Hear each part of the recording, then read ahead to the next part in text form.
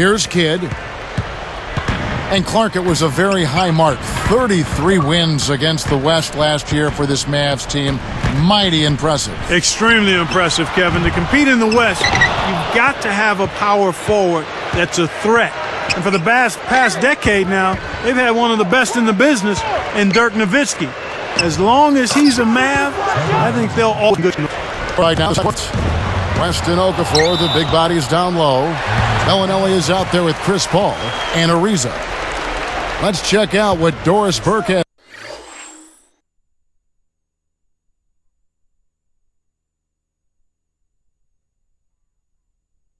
has for us.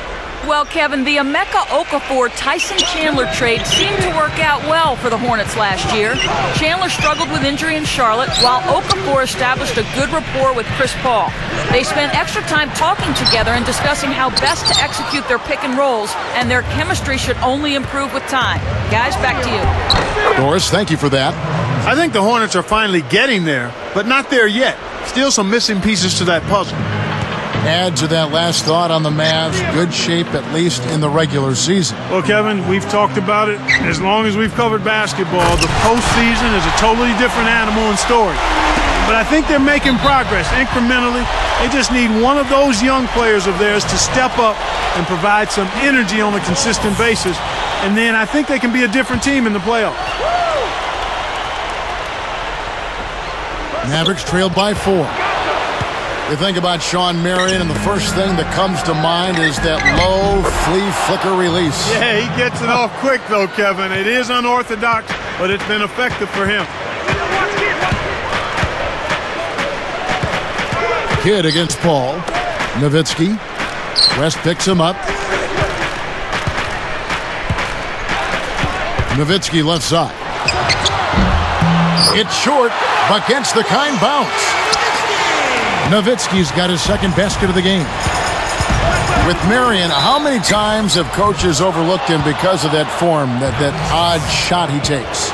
I don't think very much at all once they saw how consistent he was in knocking it down. I mean, it's not what it looks like. It's how productive it is, and he's been consistent with it. He hits one and misses one, each at the line. Taking a look at Chris Paul, who was born and raised in Winston-Salem, North Carolina. That area always a hotbed for basketball. ACC country. He was named North Carolina's Mr. Basketball in 2003. Decided to stay close to home, attending Wake Forest University, leading them to 2 NCAA tournament appearances in his 2 seasons there before jumping to the NBA. Chris Paul so talented.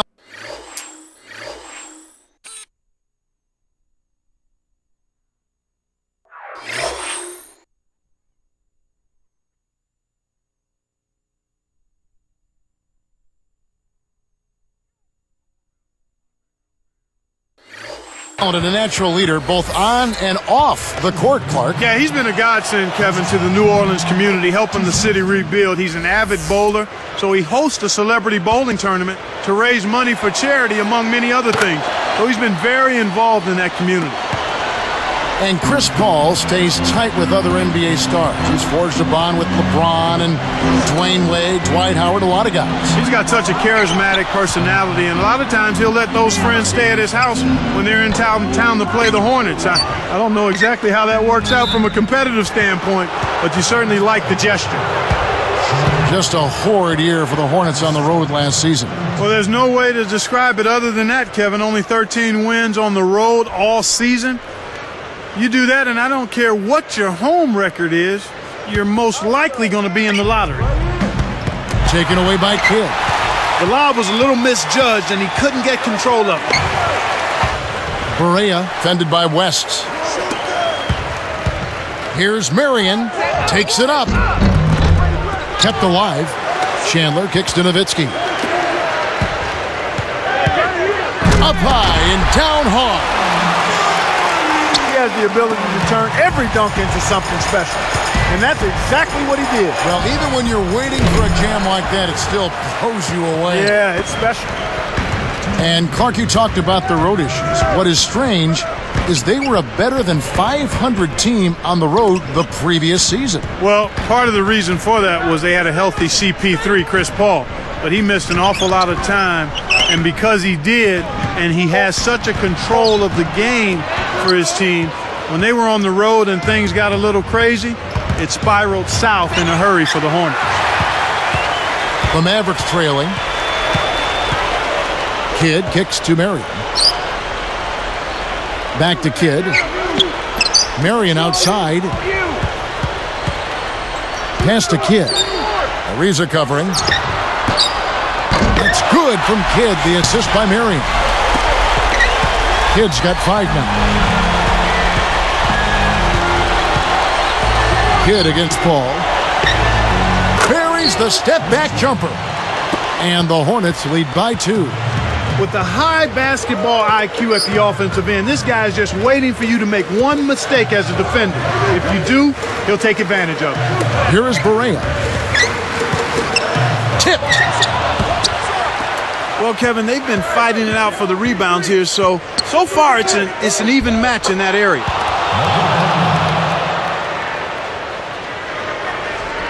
Here's Kidd.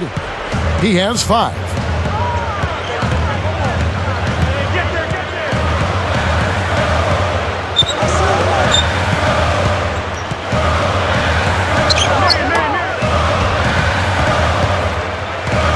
Up top, Barea. Bellinelli is covering.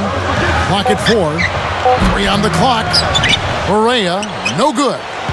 Right now being held without a point in this quarter. Goose really struggling to find any kind of open looks. Kidd gets the reach-in call. That'll be his 2nd foul of the game. I think that's going to take away from what he does. The team's going to have to pick it up on the defensive end. Here's Paul. 10 points for him. He's covered by Bobois. What a big-time shot to beat the buzzer. You got to be cool and confident to hit a shot like that. He is, and he delivered. And the first half is now in the books. Paul having a good one. He's got 13 points, and his free throw numbers are good. 4 of his points have come from there. He's simply taken over this game. And we'll be back. Thanks for joining us for HP at the Half with a terrific game going on at American Airlines Center. The Hornets playing with poise.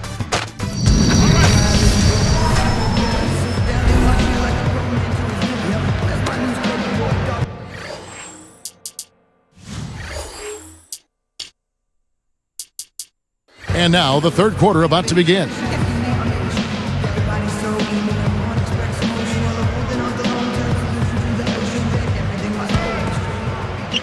Here's Bobois. Hornets were a 500 team against the West a season ago, Clark. Yeah, and that was a pretty good indication of their slide out of the Western Conference playoffs. The year before, when they were the 7th seed, they won 30 games in the conference.